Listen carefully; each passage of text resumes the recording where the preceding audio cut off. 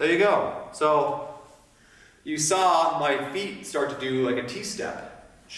I started doing this kind of back and forth, kind of like the Breakfast Club, but you know. Then I was like really using my hips. And then I got into actual T-steps. Boom, boom, boom, boom, boom, boom. Did a spin here and there. I got back into my, maybe I did maybe little to no running man, but that's fine. But you see how it goes now. Dance a little bit with your upper body, your shoulders, with your chest, with your hips, you know, with your stomach, with your legs, your toes, your feet, your heels, your kneecaps, your head, your arms, your hands, and then go into a shuffle. Go into your dance. Hip-hop dancers do this. Crumpers do this. Professional dancers do this.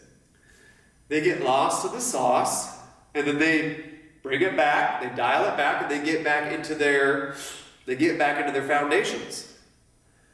Okay? Now, sure, sometimes maybe even I can get a little lost in the sauce. But you know what? I'm not really concerned about that. I'm concerned about, am I having a good time? Am I having fun?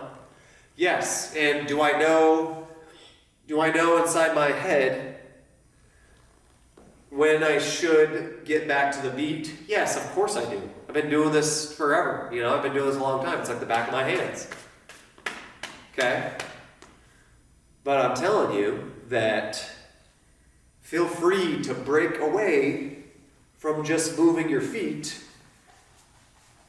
and stop and use your upper body, your arms,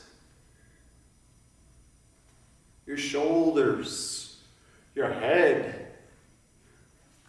your body rolls, your grooves. Okay?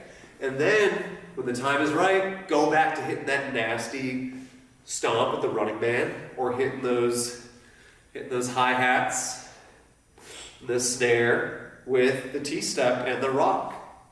This will help you complete your overall style, your Melbourne rocking, your Melbourne shuffle. It'll take it to a level that you never thought possible. You just gotta implement everything that I'm showing you, okay? I'm teaching you and showing you guys how to never miss a beat. You can literally, in that first song that we did, the first demo of the somatic dancing and like shaking it out,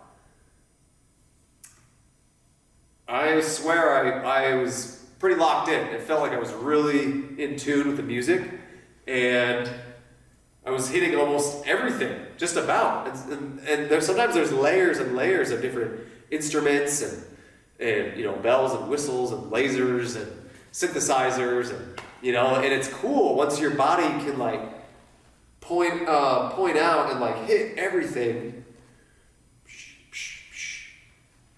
you know, and you're moving in tune with the music so perfectly that you're basically reading it like a book. You're like flipping the page, or you're transitioning into the next bar of music, or of the next bar of 8 counts so perfectly, so fluidly,